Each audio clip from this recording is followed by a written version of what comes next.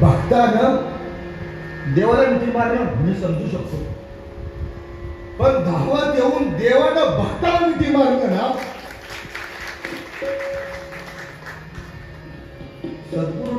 सद्गुरूंचा बोट शिष्याला धरणं स्वाभाविक आहे. शिष्याला सद्गुरूंचा बोट धरणं स्वाभाविक आहे, परंतु सद्गुरूंनी येऊन आपल्या शिष्याचा हात हातात घेतला. जा, माझे हे विचार जगाला सांग, माझे हे तत्वज्ञान द्वारकेत जाऊन सांग, असं सद्गुरूंनी म्हणावं हे मी समजू शकत नाही. त्याचं कारण त्याला तसा शिष्यच असावा लागतो किंवा तसा भक्तच असावा लागतो, तरच ते त्याच्या जीवनात घडतं. मी का सांगतो तुम्हाला, माणसा म्हणून सगळे जगतात हो,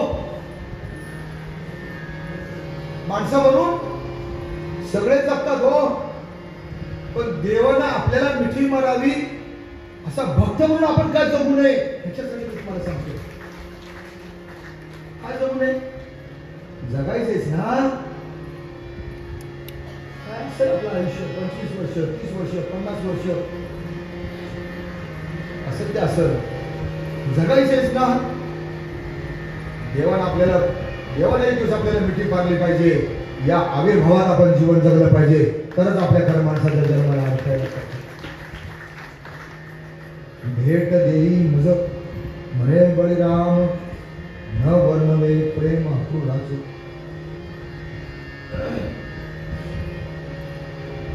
भगवंताने मिठी मारली, बलरामाने मिठी मारली.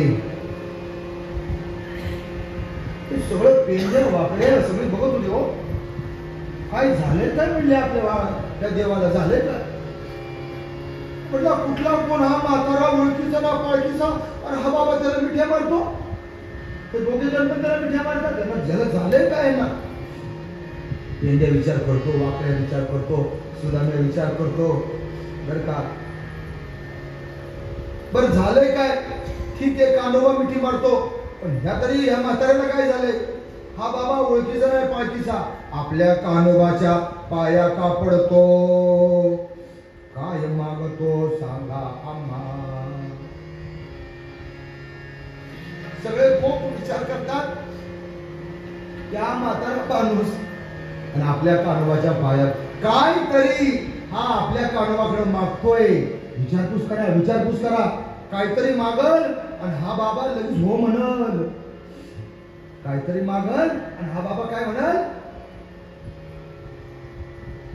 अक्रूर बळीराम घरी आले गोपाळ. एका हाताला बलरामानं धरलंय अक्रूरजींच्या, दुसऱ्या हाताला कान्होबानं धरलंय. काकाजी आमच्या घरी घेऊन आले वाड्यावर. चंदनाच्या चौरंगावर बसवलं, धुळीनं माखलं होतं पार धोतर भित्र, उपारनं शर्ट, धुळीनं माखले होते पाय. सोन्याची परात आणली, तर परातीमध्ये पाय ढोले. कुणी? भगवंतानी भक्ताचे पाय परातीत ठेवले, यमुनेचं पाणी आणलं आणि पाद्य पूजा देवानं भक्ताची करावी. हे तर मोठं आश्चर्य. कोमट उष्ण पाणी सुद्धा कसं होतं? कोमट होतं, उष्ण होतं पण कोमट होतं. लोक पाणी गरम मागितलं प्यायला तर उकाळलेला आणून पुढे ठेवतात, पायापुढे घालतील. अहो गरम पाणी प्यायला पाहिजे म्हणजे काय फार जीवाचं काय फोड आली पाहिजे का जीवाला? देवाकडून शिकावं. उष्ण होतं, कोमट. पायावर पाणी घातलं, दूध घातलं, दही घातलं, दोन्ही हातानं पाय धुतले, पाय दाबले अक्रूराचे.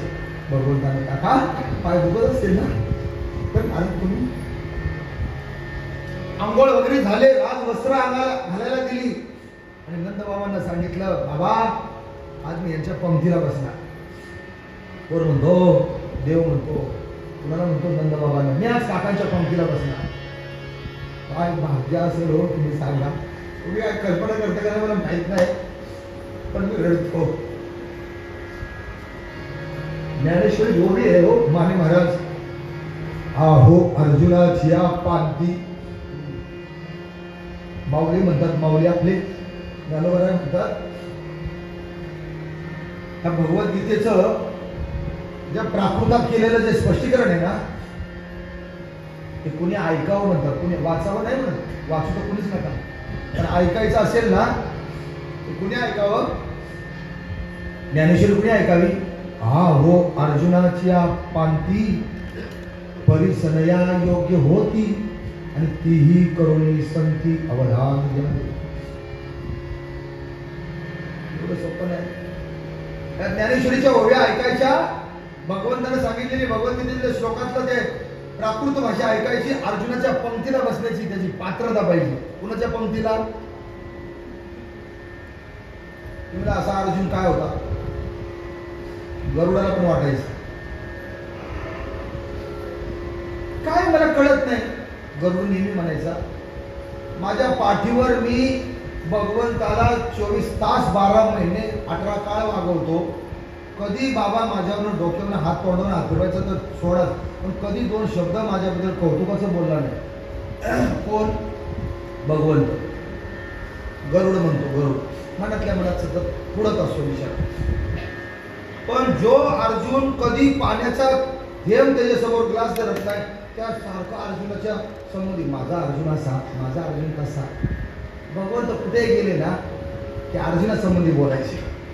कुठे जाऊ, दुर्योधनाकडे गेले तरी अर्जुनाचंच कौतुक करायचे, आणि सुभद्रेकडे गेले तरी अर्जुनाचंच कौतुक करायचे. कोण करायचे? भगवंत करायचे. गरुडाला वाटायचं की एवढा मी गाम काढून या गावाला पाठवून वागवतो, इकडं नेतो, त्या गावाला नेतो, या गावाला नेतो, कधीच मला कधीच नाही कळत. भगवंताच्या लक्षात आलं म्हणजे आता गरुडाचे डोळे उघडले पाहिजे. गरुडाला म्हणाला, भगवंत म्हणाले, गरुडा चल आता आपल्याला अर्जुनाकडे जायचं. आताच मनात विचार, आणि हा बाबा मला अजून अर्जुनाकडे घेऊन चाललाय, अजून आता परत त्याच्यावर तर जायला पाहिजे. गरुड गेले भगवंताला घेऊन अर्जुनाकडे. भगवंत उतरले, भगवंताचं वाहन गरुड ना, उतरले आणि दरवाजा लावला होता अर्जुनाच्या खोलीचा. गरुड तिथं उभा होता. हळूच दरवाजा उघडला भगवंताला, हळूच. काय काय जण माझ्याकडे येतात नाही 5 नंबरला,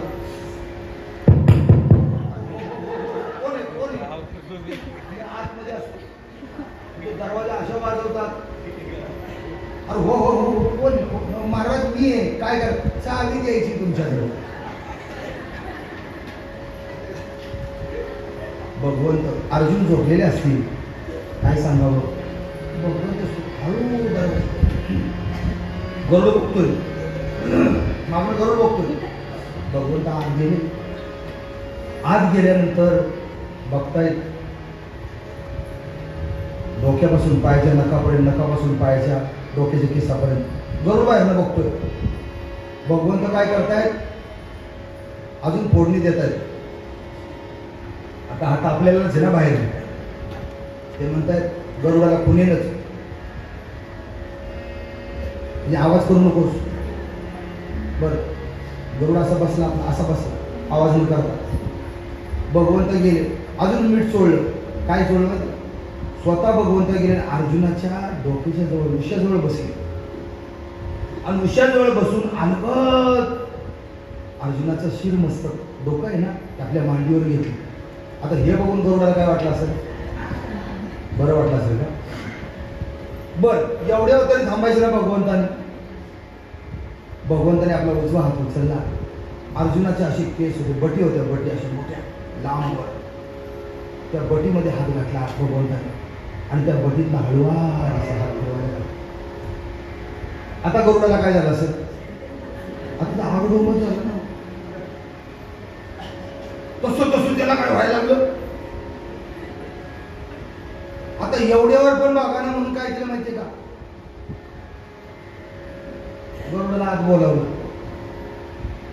म्हणजे काय झालं, माझी मांडी आता, माझ्या मांडीला कड, आता तुझी मांडी लाव. कुठं? अर्जुनाच्या डोक्याखाली. आता काय झालं असं सांगा. मनात हा म्हणतो, अरे बाबा तुला काय सेवा करायची ते करत होतास, आता मला पण सेवेला ह्याच्या पण लावतोस का? म्हणजे किती भगवंत. आता देवाला सांगितले नाही कसं करायचं. हळू आपली मांडी लावली, भगवंतानं काढली आणि भगवंत असे बाहेर जाऊन उभे राहिले. हा काय केसर बोट घालत नव्हता, झोपलाय मोठा, झोप लागली असा बघा. असा बघता बघता बारीक आवाज आला. कुणाला? गरुडा. बारीक आवाज आला. काय आवाज आला बारीक?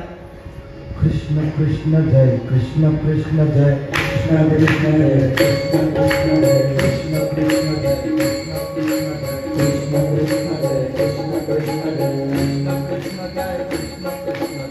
कृष्ण कृष्ण जय, कृष्ण कृष्ण जय, कृष्ण कृष्ण जय, कृष्ण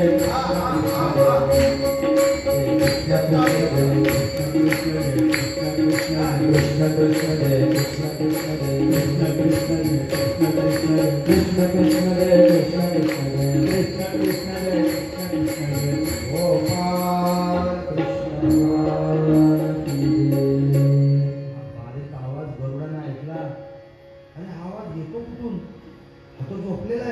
तोंडातनं म्हणावं तर तोंड बंद आहे, डोळे मिटलेले आहेत.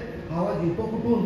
पाहतो ना, तो डोक्याच्या केसातून येतो, हातातल्या रोमातून येतो, पायातल्या रोमातून अर्जुनाच्या झोपलेल्या असताना रोमातून अर्जुनाच्या आवाज येत होता. काय? कृष्ण कृष्ण जय, कृष्ण कृष्ण जय. मग गरुडाचं जे काय होतं ते सगळं उतारलं.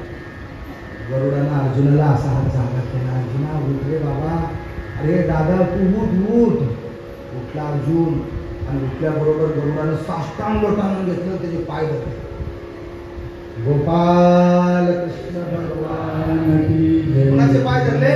अर्जुनाचे पाय धरले. ते कोण बघत होतं बाहेर ना? स्वतः भगवंत बघत होते. मला काय सांगायचं, अर्जुनाच्या पालखी असा अधिकार अर्जुनाचा होता. एवढा अधिकार होता अर्जुनाचा. त्याच्या पंक्तीला बसण्याची ज्याची पात्रता आहे, भगवंताच्या पंक्तीला बसण्याची आकृजींची पात्रता कशावरून निर्माण झाली हे मी सांगतोय तुम्हाला. केवढं भाग्य असेल आकृजींचं. भगवंताच्या पंक्तीला बसून आकृजी जेवू लागले, केवढा असेल त्यांचं, केवढा असेल त्यांचा अधिकार आकृजींचा. हा अधिकार आपल्याला मिळू नये, हा अधिकार आपल्याला मिळू नये. हा अधिकार मिळवण्यासाठी आपण जन्माला आलो, हे मला तुम्हाला तिथं सांगायचं. आपण जन्माला आलोत ना, आणि कुठं आहोत आपण? द्वारकेमध्ये आहोत. ज्या द्वारकेमध्ये 100 वर्ष भगवंताने काढली, त्या द्वारकेमधनं हा अधिकार आपण घेऊन घरी जायचंय 7व्या दिवशी, की भगवंताबरोबर आपण दररोज भोजन घेतलं पाहिजे. भोजन करायला बसलो ना, आपण भगवंताबरोबर भोजन घेतोय याचं स्मरण आपल्याला असलं पाहिजे. गोपाळ कृष्ण भगवान की जय. मला असं वाटतं की याच मोडवर आपण इथं आता थांबावं. उद्याचा शेवटचा दिवस भागवतच आहे, बरोबर ना? पूर्ण उद्याचा जो भागवताचे जो सकाळचा जो वेळ आहे तो पूर्ण आपण देणार आहोत. आणि त्यातला दुसरा भाग सांगतेचा हा संध्याकाळी आपण 4 ते 8 करणार आहोत. उद्या हरिपाठ नसेल संध्याकाळी. त्याचं कारण असं की पूर्णाहुतीसाठी, सांगतेसाठी आपल्याला ज्यांनी शब्द दिला ते शेठ मानजीबाई उद्या दुपारपर्यंत इथे येत आहेत. त्यामुळे आपल्याला तो भागवताचा दुसरा भाग संध्याकाळी. या कार्यक्रमासाठी हे जे सगळं आपल्याला दिसतंय ना, हे कुठलं नारायण? स्वामीनारायण. त्या स्वामीनारायणच्या हे सगळ्या बिल्डिंग दिसत आहेत, हे मंदिर दिसतंय, हा सगळा डेव्हलप केलेला हा जो भाग दिसतोय ना, तो ज्यांनी केला ना त्यांचं वय जवळजवळ आता 80-85. ते स्वतः मुख्य स्वामी याचे उद्याच्या पूर्णाहुतीच्या सांगतेच्या कार्यक्रमाला इथं संध्याकाळी येणार आहे. आपलं भाग्य बघ. आणि या सर्वांच्या साधू मुनी संत यांच्या सानिध्यात उद्या संध्याकाळी आपल्या या कथेची सांगता म्हणजे पूर्णाहुती होणार. तेव्हा आपण उद्या मात्र कुठेही जाण्याचं प्लॅनिंग करायचं नाही. जर जायचंच आहे आता आपल्याला तर परवा दिवशी एकदमच 9 वाजता स्टेशनला जायचं आहे. गोपाला गोपाला देवकी नंदन गोपाला गोपाला देवकी नंदन गोपाला गोपाला गोपाला देवकी नंदन गोपाला गोपाला गोपाला देवकी नंदन गोपाला देवकी नंदन गोपाला गोपाला देवकी नंदन गोपाला